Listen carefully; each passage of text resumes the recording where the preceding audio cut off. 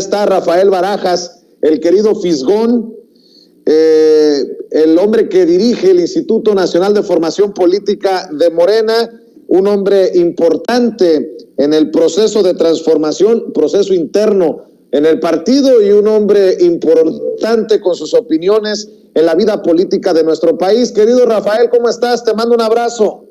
Muchas gracias, yo soy el que te mando un abrazo a ti, nada más no estoy de acuerdo en eso que digas de que soy importante, más bien soy ahora sí que un trabajador del bonche, del conjunto.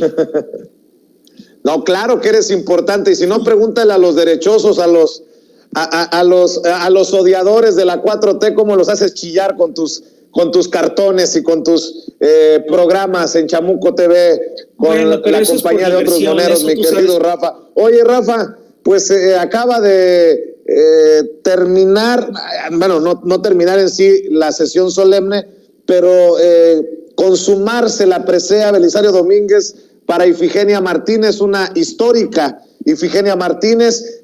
Hace referencia al presidente Andrés Manuel López Obrador en su discurso, incluso hace referencia a la reforma eléctrica, a la iniciativa enviada por el presidente, y yo no es por poner el dedo en la llaga, pero Ifigenia Martínez es legisladora, habla de elevar el nivel, habla de cordialidad, habla de unidad, habla de sacar adelante al país, y vemos a las legisladoras del PAN haciendo señas pues de bajo nivel.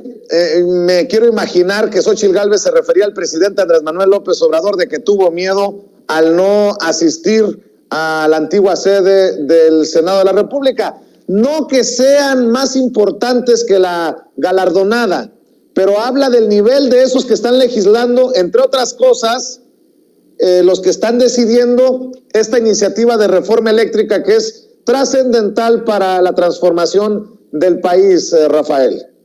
Sí, mira, habla básicamente de lo que necesitan hacer para dar nota, que es ya pues muy penoso, ¿no? Y es curioso porque en vez de elegir la ruta de elevar el debate, de dar argumentos, etcétera, pues recurren a las bajezas, al insulto, y pues sí, dan la nota. Ahora sí que me apena decirlo, pero sí dieron nota. Es decir, pero ahora sí que, como bien sabemos, eso es una mala nota. Ahora bien, yo sí creo que es fundamental que se dé un debate serio alrededor del asunto de la reforma eléctrica, de la reforma energética. Y es importante darlo además en estos tiempos. No se nos puede olvidar, como mexicanos, que durante décadas los señores neoliberales nos estuvieron construyendo unos discursos que eran totalmente ficticios alrededor de sus iniciativas y de sus propuestas.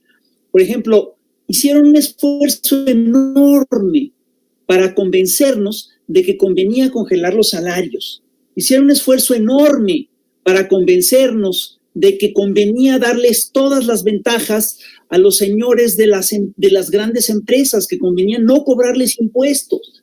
Es decir, y la verdad, si tú revisas todos esos discursos, pues estaban llenos de falacias, estaban llenos de contradicciones, eran argumentaciones bien endebles, y hicieron una campaña muy importante para defender las políticas energéticas neoliberales, que lo que hicieron básicamente es desmenuzar o hacer cachitos a las grandes empresas de energía estatales, como lo eran Petróleos Mexicanos, Pemex, y Comisión Federal de Electricidad, CFE. No podemos olvidar los mexicanos que en la era neoliberal, para impulsar la privatización eléctrica, nos argumentaron que el abrir el sector a la inversión privada traería más inversión en el sector, que permitiría más competencia, y que a partir de la mayor competencia las empresas se verían obligadas a ofrecer un mejor servicio, a bajar los precios y demás. Y pues es curioso porque vimos que ocurrió todo lo contrario, porque el neoliberalismo es curioso porque básicamente lo que plantea es abrir abrir el mercado en un universo económico que está dominado por empresas multinacionales. Entonces, abrir un mercado, el mercado, no quitaba los monopolios, sino que básicamente lo que hace es ayudar a los monopolios. Y ellos, en su argumentación, lo que decían era que Pemex y CFE eran monopolios y que eso, por supuesto, dañaba a la población porque el monopolio entonces determinaba y era una cosa que iba en contra de las lógicas del libre comercio y demás. Y lo que vimos es que todo el sector eléctrico cayó en manos de unas cuantas empresas que pactaron los precios altos, nunca bajó nunca bajaron las tarifas, nunca mejoró el servicio, todo lo contrario, y lo que sí vimos es cómo unos cuantos grandes empresarios hicieron unos negocios absolutamente extraordinarios a expensa de los mexicanos, a expensa del erario mexicano. Entonces nos encontramos con que en el sector eléctrico, por ejemplo, se establecieron contratos con Iberdrola y con, sobre todo empresas españolas, ¿no? Y que son contratos que siguieron las mismas lógicas que siguieron en España. Es decir, nos encontramos con que un grupo de políticos le dio concesiones a estas grandes empresas y después, al terminar su gestión, se fueron a trabajar para estas grandes empresas. En España fueron 8 los ministros que se fueron a trabajar para las grandes empresas de energía españolas. Y obviamente esto se lee como un pago al sacrificio de la gran empresa de energía que había en España. En México pasó algo muy similar. Georgina Kessel se fue a trabajar para Iberdrola y Felipe Calderón también se fue a trabajar para una filial de estas grandes empresas estatales españolas. Y el resultado es que nos dejaron ensartados con unos contratos que son absolutamente impagables, que son claramente leoninos, son unos contratos de veras increíbles, ¿no?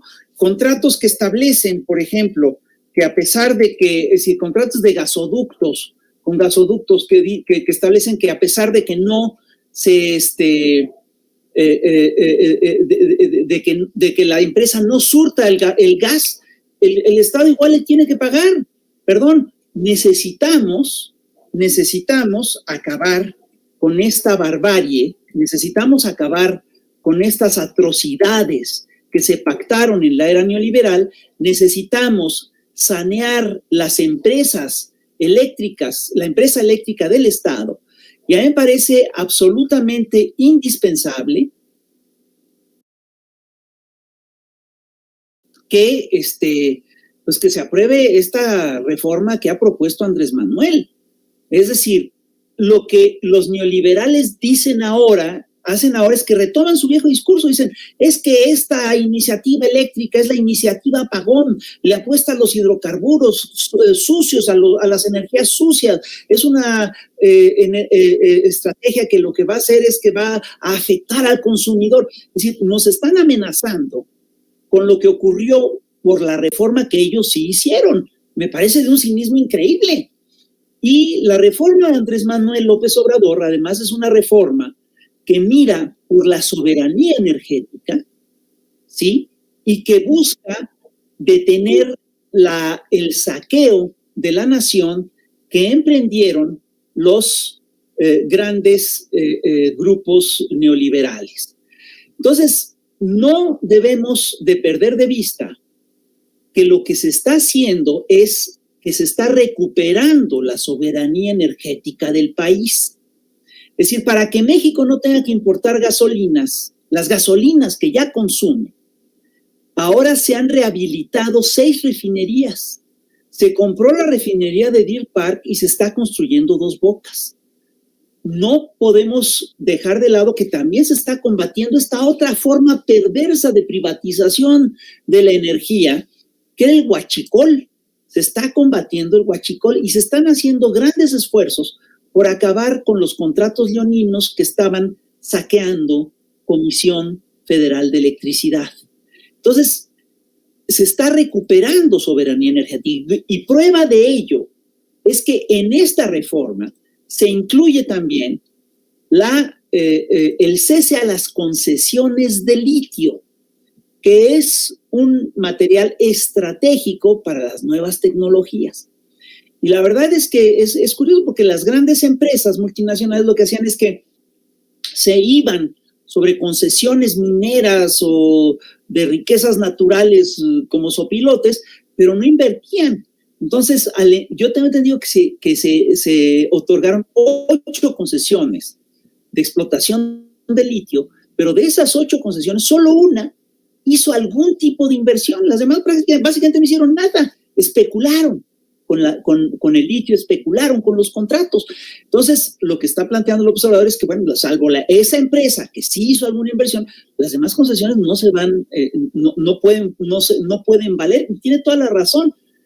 Y el litio es, sin lugar a dudas, un material extraordinario, un material muy importante. Y es muy importante que los mexicanos tengamos control sobre el litio.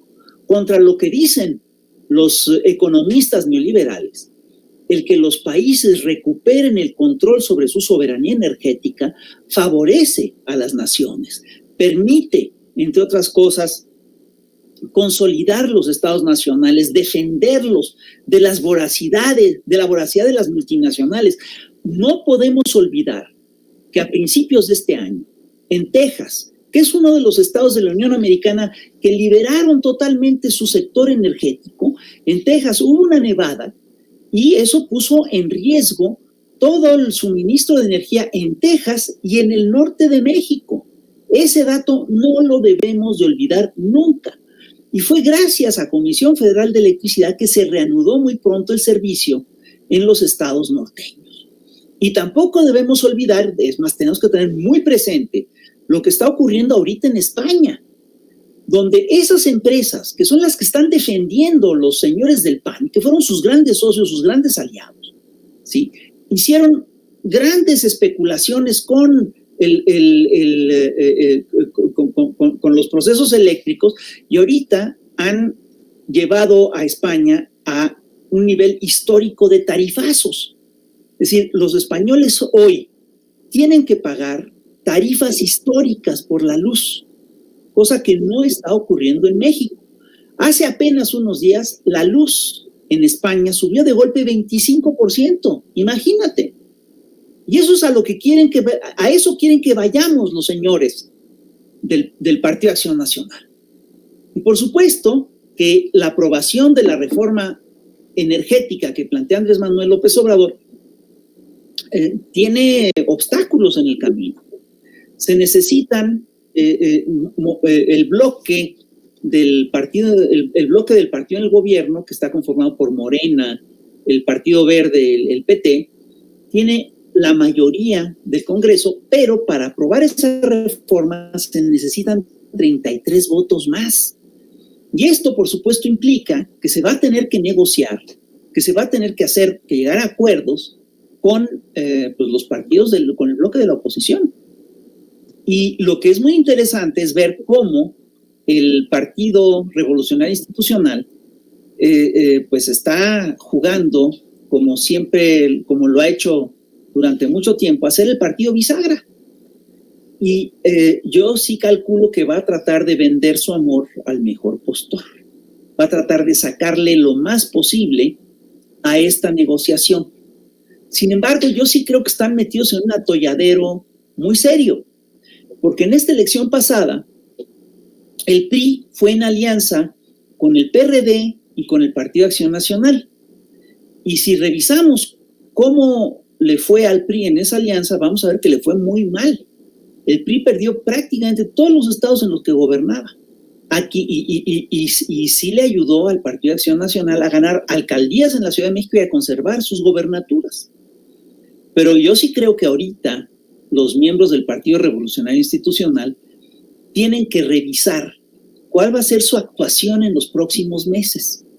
Ya no estamos en las lógicas neoliberales, ya no estamos bajo el régimen de Vicente Fox, que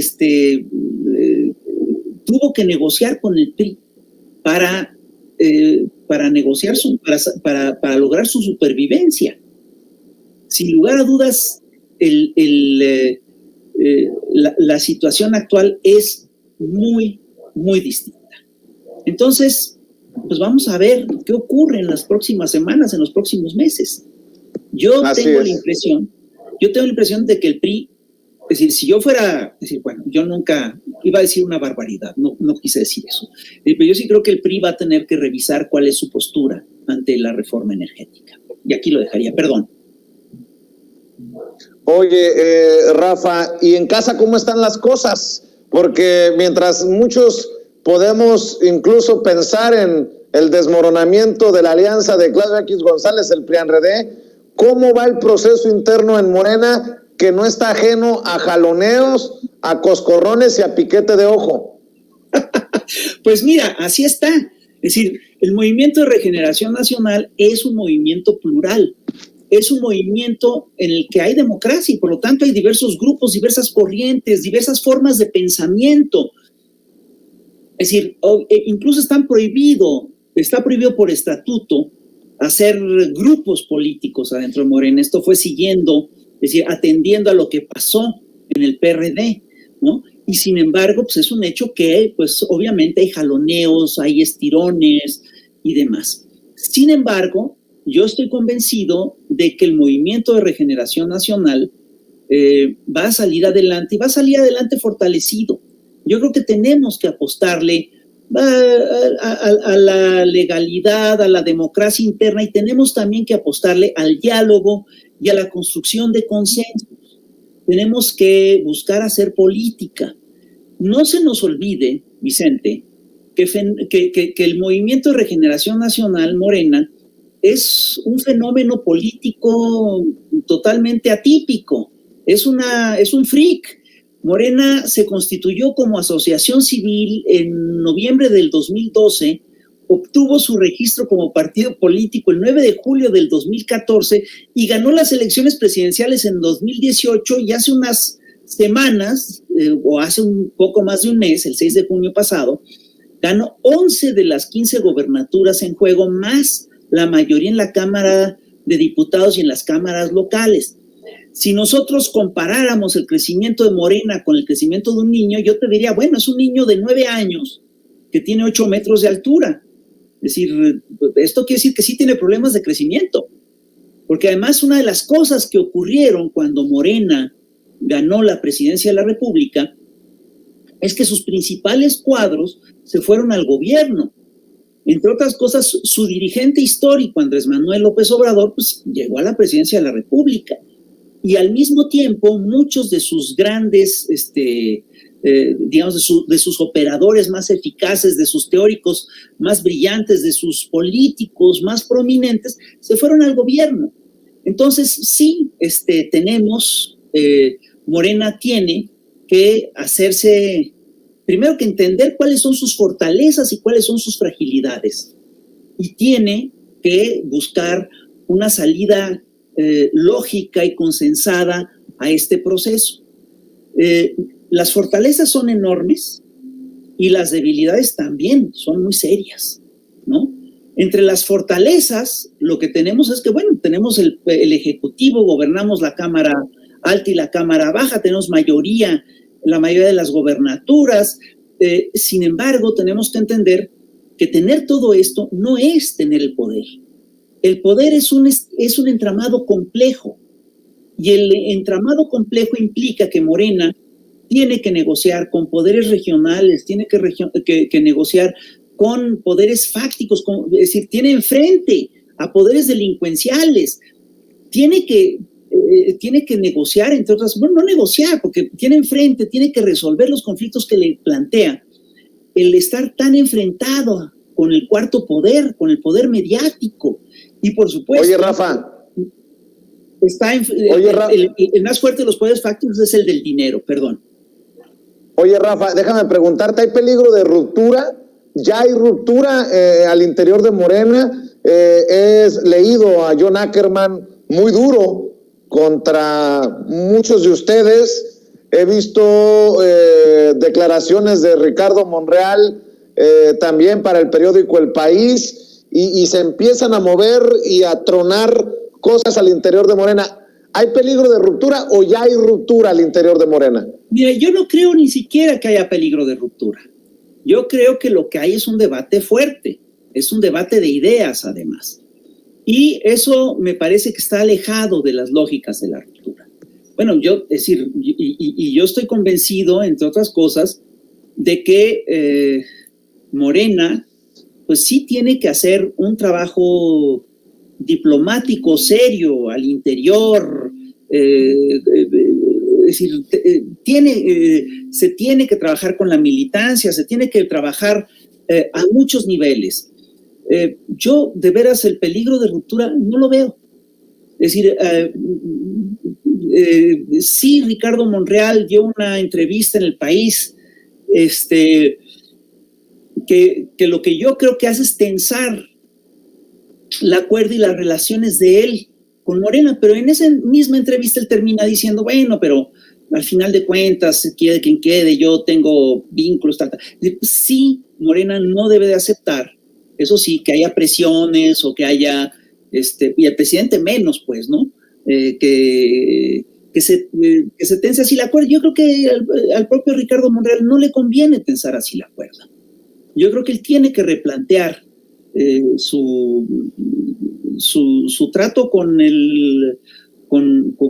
la Cuarta Transformación, y lo mismo creo que le ocurre a compañeros como Ackerman, ¿no? Es decir, que por supuesto que en cuanto una de las cosas que se tienen que hacer es que se tiene que abrir la afiliación al grueso de la ciudadanía. Es decir, Morena tiene un problema otra vez de ricos. No es el problema que tiene el Partido de Acción Nacional o el PRI, que se están desfondando en su militancia. Al contrario, el problema que tiene Morena es que la perspectiva que hay es que si abre la afiliación, pues se quieran afiliar millones de mexicanos, ¿no? Y aquí el problema, por supuesto, para el Instituto de Formación Política es cómo darle formación a toda la gente que se quiere meter a Morena, que se quiere afiliar a Morena. Es decir, necesitamos darle formación política a todo ese sector. Y eso es lo Pero que no hay pleitos irreconciliables todavía, porque veo que algunos ya están haciendo fila para apoyar a Monreal, otros están apoyando a Ebrard, otros se han decantado ya por Claudia Sheinbaum. A lo mejor no lo dicen públicamente, otros sí, como Guadiana, por Ricardo Monreal, pero de que hay movimiento al interior del partido ya viendo al 2024, eso resultaría peligroso en momentos en que hay que hacer fuerte al partido, no debilitarlo con divisiones futuristas, diría Claudia Sheinbaum.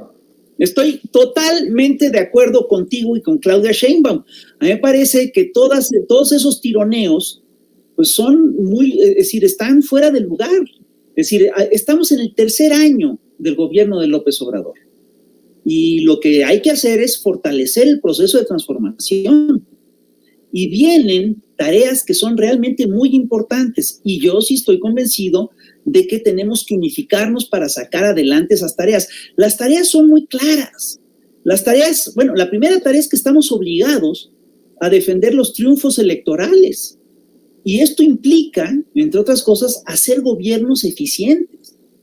Y por eso tenemos el mandato ético de hacer gobiernos honestos y capaces. Tenemos que darle formación a toda la gente que está llegando a gobierno. Luego, tenemos que ganar la votación para la renovación del mandato. Es decir, ¿cómo pueden estar pensando en el 24 cuando tenemos en el 2022 ya una tarea muy, muy importante? Tenemos además elecciones en el 2022 en 6 estados. Va a haber elecciones en 6 estados de la República, y en muchas de esas entidades el Movimiento de Regeneración Nacional tiene fuertes posibilidades de triunfo. Sin embargo, sabemos que los partidarios del viejo régimen y los aparatos de poder regionales y el poder del dinero va a hacer todo lo que está en sus manos para mantenerse en el poder. Y la última tarea que es fundamental, y que yo sí creo que la última tarea que es fundamental es hacer una transición sexenal ordenada. Y en este sentido, pues todos los que se adelantan y se están anticipando a la sucesión, pues están cometiendo un error muy grave. Sí. Bueno, pues mi querido Rafa, te propongo que la dejemos por el momento aquí y si te parece, pues te estaré molestando para continuar con este diálogo que siempre es importante, hoy que ha sido tan movidito en cuestiones noticiosas y muchos eventos por la Belisario Domínguez. ¿Con qué cerrarías, Rafa? Bueno, mira, yo lo cerraría planteando lo siguiente, es decir, yo estoy convencido de que necesitamos consolidar la cuarta transformación. Y estoy convencido que necesitamos hacer un trabajo de unidad para fortalecer esta cuarta transformación. Necesitamos reactivar a las bases, necesitamos movilizar a la ciudadanía. Es decir, una de las cosas que más me preocupan en todo este proceso es el hecho de que el gobierno sí está haciendo cambios realmente muy profundos, pero que hay un sector de la ciudadanía que está como muy cómodo con las transformaciones, pero que no las apoya activamente, deja hacer. Yo estoy convencido de que tenemos que movilizar a la sociedad para defender lo que se ha ganado en estos 3 años y tenemos que movilizarla para defender lo que se va a ganar en los próximos 3 años siguientes. Es decir, lo primero que tenemos que hacer es movilizarnos para impulsar y defender la reforma energética que se está planteando. Yo sí creo que el 20 de noviembre puede ser un muy buen referente, una suerte de referéndum en las calles sobre sobre lo que es la reforma energética. Hay que impulsarla. Si alguien tiene, es decir, López Obrador dijo, el PRI parece estar entre Cárdenas y Salinas. Sí, pero del lado de Salinas, al PRI también le sopla al oído Iberdrola y el PAN y todas esas cosas. Y del lado de Cárdenas, quien le tiene que soplar en el oído al PRI es el pueblo de México. Muy bien, pues te mando un abrazo, querido Fisgón, querido Rafael Barajas, y ya sabes que esta también es tu casa. Muchas gracias, Vicente. Es un gusto estar contigo y te felicito por tu trabajo. Un abrazo.